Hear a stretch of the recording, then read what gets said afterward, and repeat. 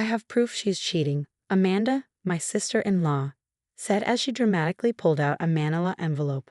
Everyone gathered around the dining table, gasping as she spread out photos on the shiny wooden surface. I sat quietly at the end of the table, sipping my water and watching. My name is Sophie Bennett. I'm 32 years old, and I was watching my husband's family try to ruin my 8-year marriage. The irony was hard to miss. The photos showed me meeting different men over the past month, having lunch, coffee, and even dinner.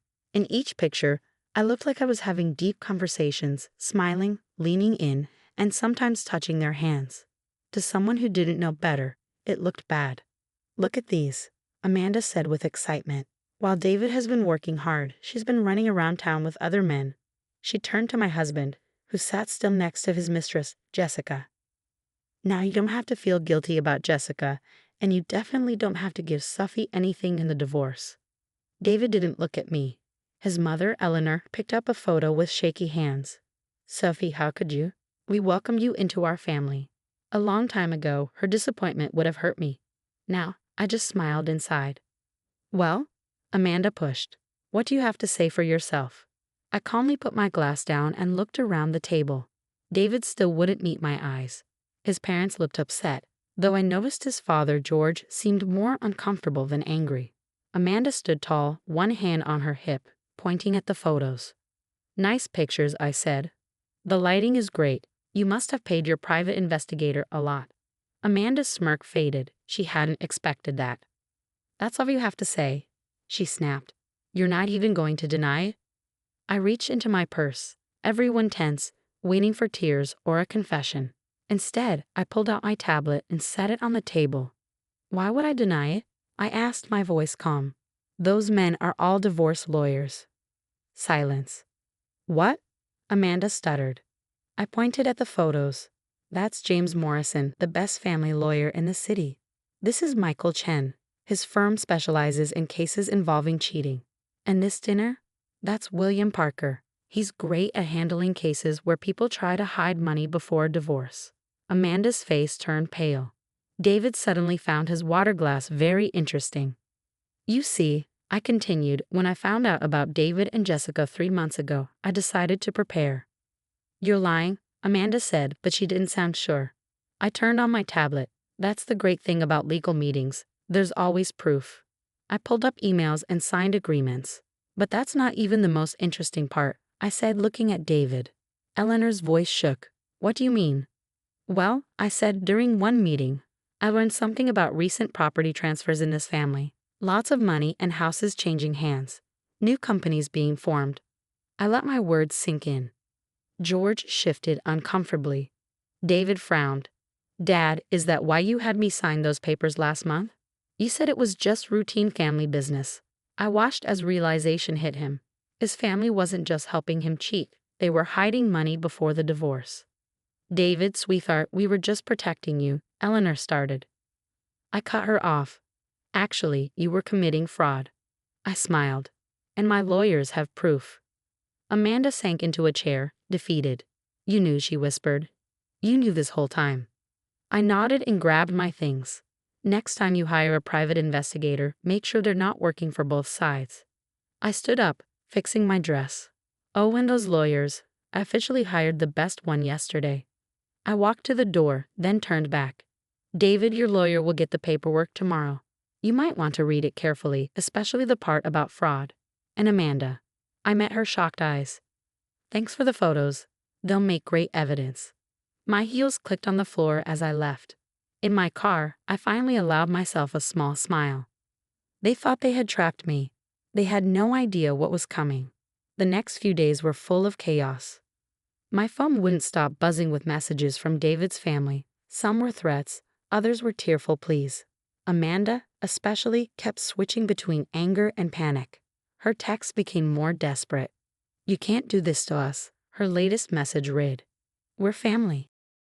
I thought about that word, family. They hadn't treated me like family when they were planning to leave me with nothing. I ignored her message and focused on my preparations. James Morrison's law office was exactly what I expected: shiny wood, leather chairs, and an air of power. I sat in the conference room, reviewing documents while waiting. Right on time, David walked in with his lawyer, followed by Eleanor and George. Amanda was last, trying to look confident but failing. "Mrs. Bennett," James greeted me with a nod. "Shall we begin?" I watched David's face as James laid out the evidence. He turned pale when we presented our timeline. Every shady property transfer, every new company, every attempt to hide money. Eleanor grabbed his arm when James mentioned possible criminal charges. "This is nonsense," David's lawyer said. "These were just normal family business decisions." "Are they?" I asked, sliding a stack of papers forward. "Because these documents show my name was removed from family business assets 3 months ago, right when David started his affair. Quite a coincidence, don't you think?" George shifted in his seat. He was always the weakest link, too worried about his social reputation to risk the scandal. "Now," James continued, "we're willing to be reasonable. Mrs. Bennett helped build this family's success. She only wants her fair share." "Fair share?" Amanda snapped. "She's trying to ruin us." I turned to her, calm as ever. "No, Amanda. I'm protecting what I helped create. Would you like me to play the recording of you and David discussing how to keep that gold digger from getting anything?" Her face went white. David's head snapped up. "You recorded us?" "No," I replied calmly. "Your mistress did. Jessica was quite helpful once I showed her proof that you were planning to leave her too, once you'd secured your assets." The room erupted into chaos. Eleanor was crying, George was demanding to speak to his personal lawyer, and Amanda was screaming about betrayal. Through it all, I sat quietly, watching my husband realize just how thoroughly he'd been outplayed. "Here's what's going to happen," James spoke over the noise, his voice commanding silence. "We have documented evidence of attempted fraud. We can pursue this criminally, or we can reach a reasonable settlement today.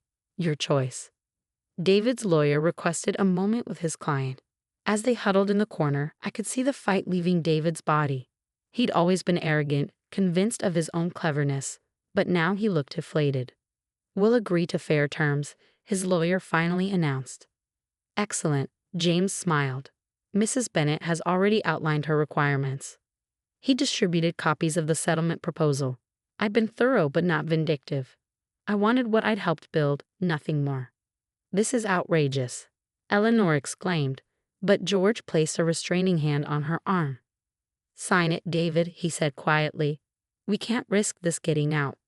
As David picked up the pen, Amanda made one last desperate attempt. "Wait. Those photos. They were in public places. She was flaunting these meetings." I couldn't help but laugh softly. "Of course they were public. I wanted you to see them. Every lunch, every coffee meeting. I knew you were having me followed. I just made sure your investigator got exactly what I wanted you to see." The realization that they'd been played at their own game finally silenced them. One by one, the documents were signed. As James gathered the paperwork, I stood to leave. "Sophie," David called out, his voice strange. "When did you get so calculating?"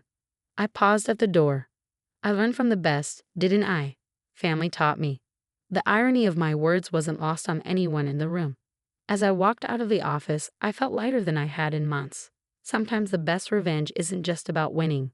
It's about showing them they underestimated you all along. Outside, the autumn air was crisp and clean. My phone buzzed with a message from Jessica. "It's done. Thank you for showing me the truth about him." I smiled, remembering how easy it had been to turn David's mistress into my ally once I showed her proof of his pattern of betrayal. She'd been more than happy to share the recordings of his promises to her. His plans to discard her just like me once he'd secured his wealth. Sometimes the strongest alliances come from unexpected places. As I drove home, I thought about family, not the one that had betrayed me, but the one I would build for myself now, on my own terms. 6 months after the settlement, I sat on the balcony of my new apartment, sipping coffee and watching the city wake up. The morning sun cast long shadows across my recently furnished living room, highlighting the fresh start I'd made for myself. My phone buzzed with a text from Jessica. Of all people. We'd maintained an unlikely friendship after everything. "You won't believe who I just saw at Riverside Cafe, Amanda." She actually tried to pretend she didn't see me. I smiled, remembering how thoroughly the family had unraveled after our meeting. The carefully constructed facade of the perfect family business had cracked under the weight of their own schemes. George had retired early, claiming health issues, but everyone knew it was to avoid the whispers at his precious country club. Eleanor had thrown herself into charity work, desperately trying to maintain their social standing. Amanda, perhaps, had faced the harshest reality check. Her role in the attempted fraud had cost her her position in the family company. Last I heard, she was working as a junior accountant at a small firm, a significant step down from her former executive title. My phone rang. It was James Morrison. "Sophie," he greeted warmly, "just wanted to let you know the last of the transfers are complete. Everything's officially settled." "Thank you, James, for everything." "You know," he said, his tone thoughtful, "in all my years practicing law, I've never seen someone handle betrayal with such strategic precision. Have you ever considered a career change?" I laughed, but his words stuck with me. In outmaneuvering David and his family, I discovered parts of myself I never knew existed: strength, cunning, and an ability to see 3 moves ahead. Later that afternoon, I met Laura, my closest friend, for lunch. She'd been my rock throughout everything, one of the few people who knew the whole story from the beginning. "Have you heard?" she asked, sliding into her seat. "David's been demoted. Apparently, some of his business decisions during the whole divorce drama didn't sit well with the board." I shook my head. "I'm not surprised. He always did think he was smarter than everyone else." Speaking of smart, Laura leaned forward. "How's the new venture going?" "After the settlement, I used part of my settlement to start a consulting firm, helping other women navigate complex divorces and financial disputes. It felt right, using my experience to help others protect themselves." "We're expanding," I said, unable to hide my pride. "Opened a second office last week." "Look at you," Laura grinned. "From being blindsided by your husband's betrayal to running your own empire. Who would have thought?" I thought about the woman I'd been a year ago, trusting, naive, willing to believe in family loyalty above all else. That woman was gone, replaced by someone stronger, wiser, but not bitter. If anything, I was grateful for the lessons learned. My phone buzzed again.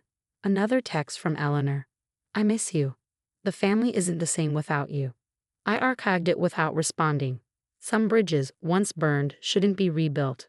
That evening, as I reviewed applications for my firm's mentorship program, I reflected on how life had changed. The family that had tried to destroy me had inadvertently set me free. Their attempts to leave me with nothing had pushed me to become something more than I'd ever imagined. The doorbell rang. It was Jessica with a bottle of wine. Our monthly catch-up sessions had become a tradition of sorts. "To Karma." She raised her glass, settling onto my couch. "David's dating someone new, by the way. Poor girl has no idea what she's getting into." "Should we warn her?" I asked, half joking. Jessica laughed. "Something tells me she'll figure it out on her own. Besides, I hear she's quite clever with computers. Maybe she'll catch on faster than we did." We shared a knowing look. Sometimes the best revenge isn't about getting even. It's about moving forward while watching karma do its work. As the sun set over the city, casting an orange glow through my windows, I felt at peace. The family that had tried to write me off as naive had taught me the most valuable lesson of all: never underestimate someone who has nothing left to lose. My new life wasn't built on revenge or bitterness. It was built on wisdom, strength, and the knowledge that sometimes the worst betrayals lead to the best beginnings. I raised my glass to the setting sun, silently thanking them for teaching me exactly who I could become. The story of how my husband's family tried to destroy me had become the catalyst for my greatest transformation. Sometimes the best revenge isn't about getting even, it's about getting better.